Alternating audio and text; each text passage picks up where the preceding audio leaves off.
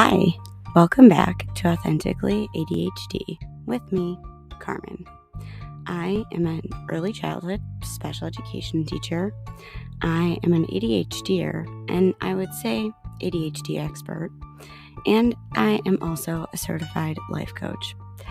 I created this podcast for all ADHDers to share the latest research, to talk about the hardships, the fun, and the everyday that is ADHD. My goal is to help as many ADHDers as I can, because as a late diagnosed ADHDer, I feel that the research on ADHD in general, especially in girls and women, is scarce, but it's getting better. So I'm here to break it down and give you tips, tricks, and fun stories along the way. Are you ready? Let's get started.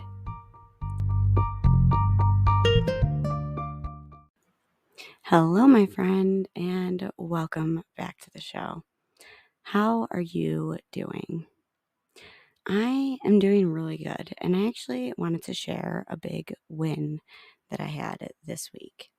And that is that I avoided burnout because I was aware of my capacity and I was aware of it before I passed the limit. It's taken me years to get to this point, and I'm going to explain more in the episode.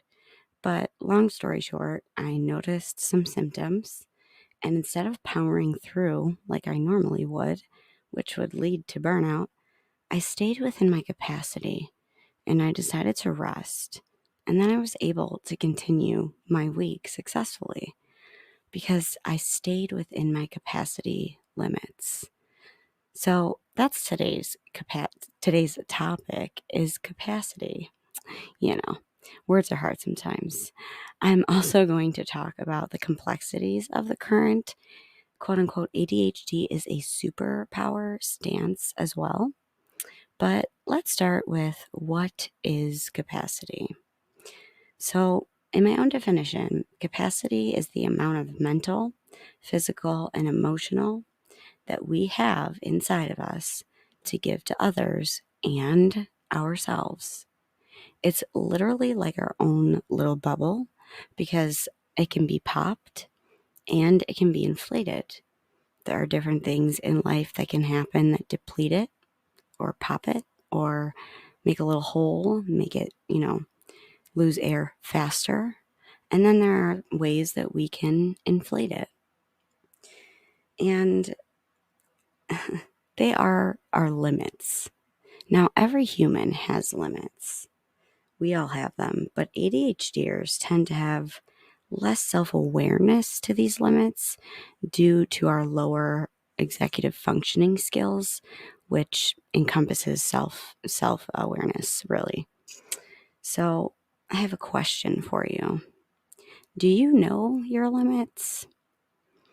If I were to ask you, what your capacity looks like, could you tell me? Do you know that you're passing your limits before you pass them? Or do you have to pass them first in order to know where the limit is of your bubble in your capacity? For me, for a long time, I lived beyond my capacity limits. I was working in exhaustion. And if you've ever heard of the spoon theory, I know I've mentioned it in an episode in the past. I was borrowing spoons from years in the future. I have finally learned how to work mostly in my capacity because, again, nobody's perfect, but I'm starting to learn to work within my capacity, which I absolutely love. And it's way better than trying to work in burnout. Don't worry, I'm going to teach you too, because I do believe that ADHDers have less capacity, and the research that I found backs me up. So, think about these questions as I go through today's episode. Do you think that ADHDers have less capacity? Why do we have a hard time identifying and working within our capacity? And how can we refuel or reinflate our bubble of capacity? Think about these as I go on through the episode. So let's start by reminding ourselves that we are just human. We are not robots. We are literally human beings, and all human beings have limits and capacities that can be crossed. And we need rest, we need fuel, and we need fun and relaxation and things that refuel our capacity. I also want to remind you that if you also have CPTSD or CPTSI, burnout is much more likely to happen in our lives. I read a research article, and the medical term for burnout is, which I didn't know there was one, but the medical term for burnout is emotional exhaustion syndrome. And it has so many factors that contribute to it. But there are key triggers that deplete us faster. For example, someone with CPST. Okay, so that I don't mess this up, I know that it can be an injury or a disorder. Just to be clear, CPTSI is the new term, but you can still have CPTSD if you have not healed the traumas, or the traumas are so deep that it becomes disordered. So I am going to use CPTSD because it's easier for me to say, and I don't want to trip over my words a million times. So, anyways, CPTSD is usually living in hypervigilance. Now, pair that with the hyperactivity and the hyperactive nervous system of a person with ADHD. Then give them a workload, tell them that it's due pretty soon, and you're basically asking for a person to burn out. You're asking for poor work performance and for lowered relationships and relationship issues. Think about it. When you are feeling burnt out, how do you act? How do you feel?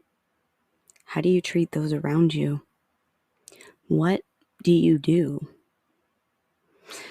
Research shows that 24% of people that take long-term sick leave due to emotional exhaustion syndrome have ADHD, and they didn't even know it. This is the part where I like to come to the whole ADHD is a superpower thing. I don't believe that saying. This is a saying or phrase that has been going around for a little bit now. And I do get why people like it. I do understand why people with ADHD use it, especially if you're newly diagnosed. You want to adopt it because we do possess strengths that are made stronger due to our ADHD. But the disorder itself, in my opinion, should not be referred to as a superpower. It really shouldn't, or a gift or anything, because if it was, I'd like to please return to sender. I mean, my ADHD does make me unique, and I do have gifts that come along with it. But what I'm really trying to say is that the mentality that ADHD is a superpower in that it makes you a superhero, and I'm not saying that people think that way. I'm saying that when thinking in a way that ADHD is a superpower or a gift, that mentality can really contribute to burnout of ADHDers who aren't self-aware of their capacity and use the superpower idea right into that burnout. Because we have superpower strengths in our disorder. For example, ADHD does lend itself to some people.